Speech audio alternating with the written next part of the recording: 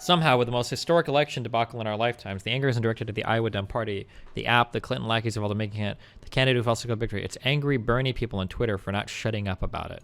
I'm pretty sure people are mad at everything, but when your whole life is simping for Bernie, you're probably only going to notice people attacking Bernie simps.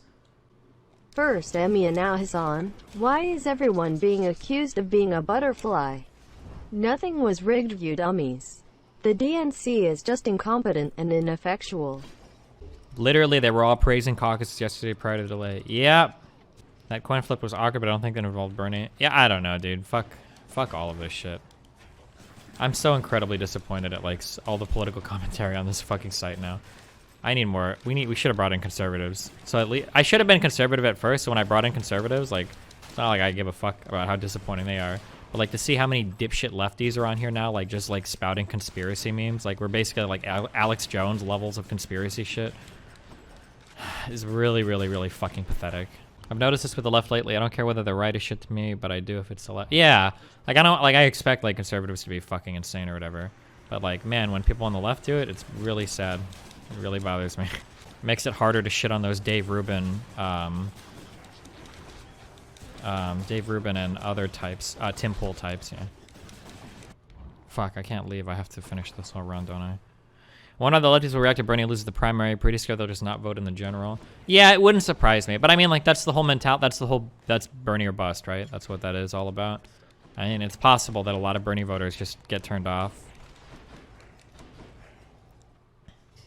I guess it was more funny when it was Ron Paul voters because there weren't really enough of them to make, like, a huge difference. But the biggest take from this and these numbers play out to the 100% reporting is that Biden is no longer viable. You're fucking delusional if you think that, but okay, dude.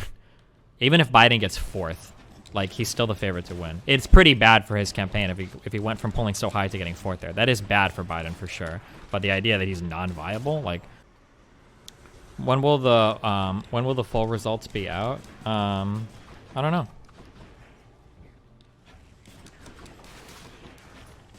Has Iowa said when they're going to release the actual full results? They literally said nothing about it. Wasn't Biden literally not viable in the caucus, though? Like, he didn't meet the cutoff to get delegates. I don't know. He might not have gotten any delegates in this caucus. I'm not sure.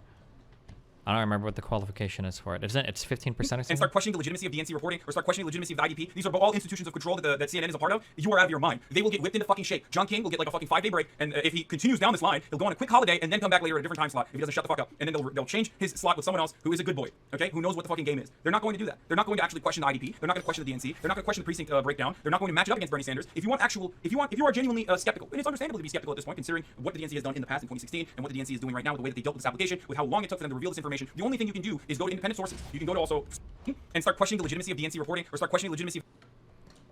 Didn't Biden have like no funding in Iowa and focus more towards Super Tuesday while Buttigieg heavily... Well, I know Buttigieg and Bernie both heavily campaigned in Iowa. I thought Biden had ground game in Iowa. I'm not sure. I thought he did.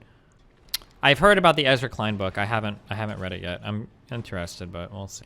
Remember when the DNC and CNN literally gave Clinton the debate questions ahead of time? Yeah, that did happen once, but the woman that got caught for it, like, that came out. If there was this massive conspiracy where all parties involved were, like, trying to fuck someone over, then, like, we never would have found out about any of that, right?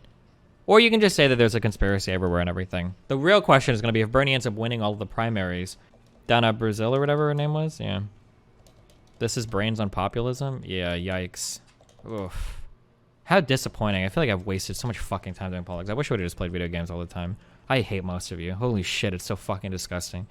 Political commentary, like, in everything today is, like, it's all just based on, like, who's got, like, the better conspiracy. Like, all of you are no better than fucking Pizzagators and shit. Like, it's fucking disgusting. Like, everything is rigged against you. You're the eternal victim of every fucking organization that's out to get you. Like, the rhetoric right now from the Bernie bros is like indistinguishable from the rhetoric from the Trumples. Like, you look the exact fucking same, and you can't even realize it. That's the fucking pathetic part about it. It's the same for Trumples. People have been gaslit by politicians preaching one thing and doing another. That anytime politics don't go their way, it's a read time. Yeah. Pete's disgusting and savvy. Spiking the poll helped him, and of course he looked like a cheater and whiner, but for a huge amount of the electorate it didn't matter. Got to play very hard and smart against him. How did Pete get the poll thrown out? How was Pete's campaign involved in getting the poll thrown out? Can I get a source on that, please? They paid Shadow Corp alongside Hunter Biden, Clinton, and Epstein to create an app that Pete could personally manipulate. It also has features that let you order pizza. True! Do we need it? I was gonna say, do we need to go back on the lefty arc? But it feels like we never left. We have to wait for these stupid fucking primaries to be over. One solace. One thing we can take as a positive in all of this, though, is that it's likely that Mike lost an $850 bet that he actually couldn't afford to lose. That's a good-ass meme, homie. Ah, yeah, it is. He cashed out his shares because he's a pussy. Oh, he canceled even? He was so confident. And then, not only was he so confident, he was making fun of me for being confident in my bet on the Iowa caucus, which I didn't even place. Do you feel that Iowa's blunder for the Dems will have any repercussions for whatever bit of the impeachment hearings are left? No. How much do you think this will impact Dems' 2020 election chances? I don't think. No one will remember it. No one gives a fuck about Iowa after, like, Super Tuesday. Well, no one will be talking about it.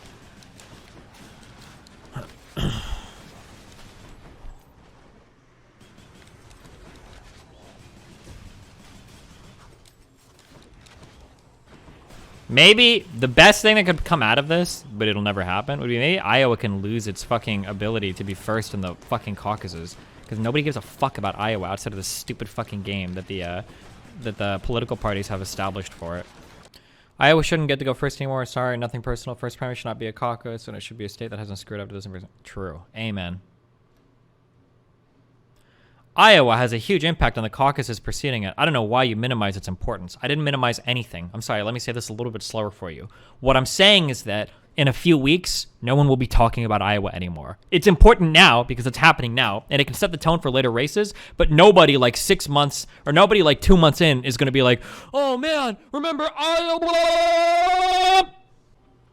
Sure, it just comes off as minimizing importance, but you're right. It doesn't come off as minimizing importance. I didn't say anything about the importance of Iowa. I just said that in a month or two, no one is going to be talking about Iowa anymore. That's all I said. You think the Bernie bros won't be drudging up Iowa for months? No, we'll be moving on to the next caucus and the next shit. Dude, I mean, news cycles in this fucking world don't last that long. Let's be real.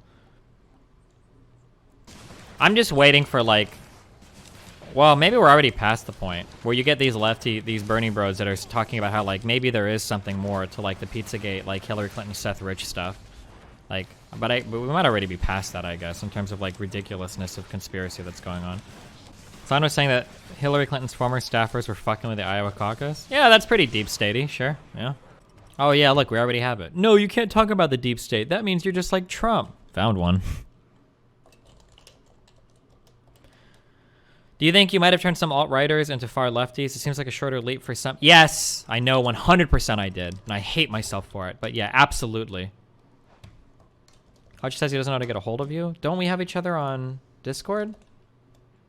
Fuck, how do we get or we had each other on Skype. We've talked to each other. I mean, it might be me overreacting too. It might be, because like I see like, it really does. I don't know how young or old a lot of the people are here anymore. But like, it really does look like the same, this is like Ron Paul energy.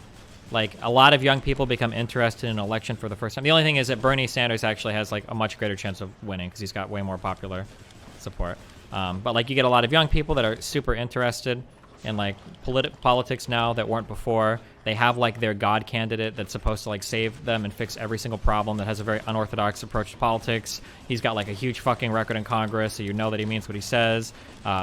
And then it's like unprecedented support from young people that feel like the entire establishment is rigged against them. Like all of this was all like Ron Paul stuff. I was this person back in college, so I mean, like, I understand it, the energy and everything. I think a lot of high school age people back in 2016 saw Bernie lose then and are super mad about it and are way too energized for Bernie and will rationalize anything from it. Yeah, the conspiracy theories are a lot worse now, I think, than when they were in the Hillary days. I think so.